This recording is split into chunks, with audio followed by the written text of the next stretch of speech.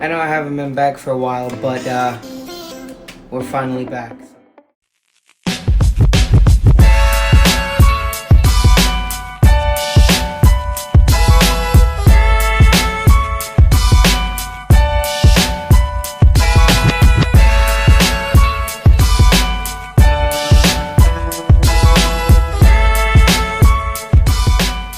So the trick you just saw me perform was something that I kind of like to do frequently. The thing that pulls off this effect successfully is moving your hands very fluid and not being stiff and not doing things in steps, but doing them in a motion.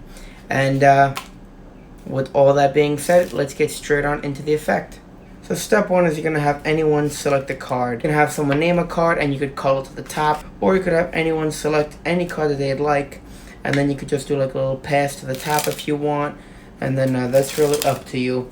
This is just personal preference. It really does not matter. Once the playing card is on top, now what you're going to execute is a double lift. You want this to be a clean double lift and you want it to look as natural as possible. This way it looks nice and fair. The card is now on top, and as you're gesturing and talking, I just do a pinky pull down. As you talk, maybe you can move your hands.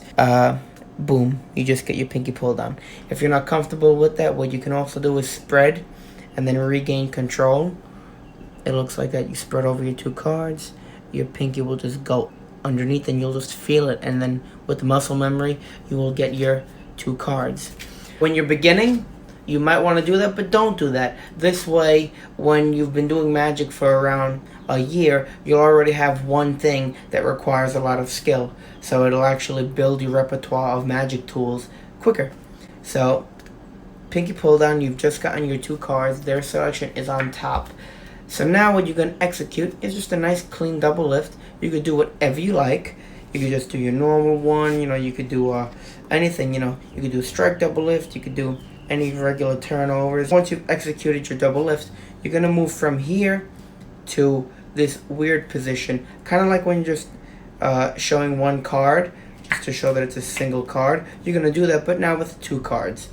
So now you're going to come here and you're going to hold it between honestly just your index finger and your thumb.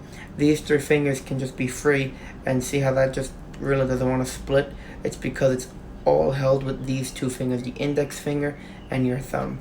And now what you're going to do is, that rub-a-dub vanish where you come here, you show the card, and then you say, what we'll do? We'll just, and then it's rub-a-dubbed off, I guess you could say. You're going to kind of do that principle of pulling the card back, but what you're going to do is, I guess we could show it underneath. As you come and show the card, you're going to, extend the bottom fingers, and you're going to be in this sort of a position, and you're going to come here. Now you have the card here, and it's going to be guided with these three fingers, or these are just two fingers. That's how you could show such an open and clean hand, not that it looks like you're actually palming something. That's why this change is so fooling. And then the way I like to come off is just rub the fingertips away. What I see a lot of beginners do when they do this move is they'll do the change kind of like an Erdnase change.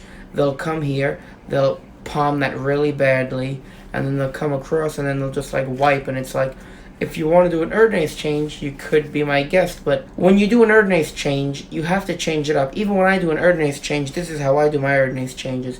I'll show a 10, I'll come across, I'll wipe it, and then I'll just peel away. Because there's no reason to do an Erdnase change that looks like this here.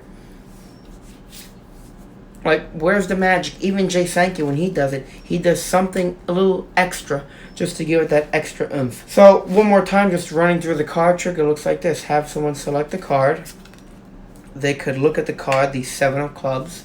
Once the card is lost in the pack here, you could gesture, you could talk, you could do any type of control that you want. I'm trying to expose as much as possible. I just got the pinky break. You come out and you show the card, and then you say, we'll do watch the 7 here, watch. And then you just give a wave, and then boom, it'll change. And then as the ending thing, I just like to do that last extra change. I think it's called a Cardini change. So that's how I like to end, and it's really, really cool, and it's really, really hard hitting. Now, I know I'm not in my usual office, the weird place that I'm always in, the place that I've actually built just specifically for YouTube, but I am letting you guys know that I'm coming back.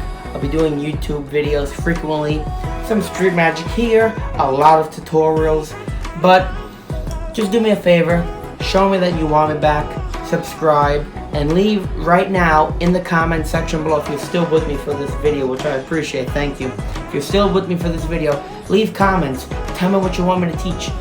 Top changes, passes, palming, specific tricks, anything. Tell me what it is you want me to teach. I will do my best to find it and teach it. And yeah, just subscribe, share the channel with your friends, and have an amazing day, guys. My name is The Mystifier, and you've just been mystified.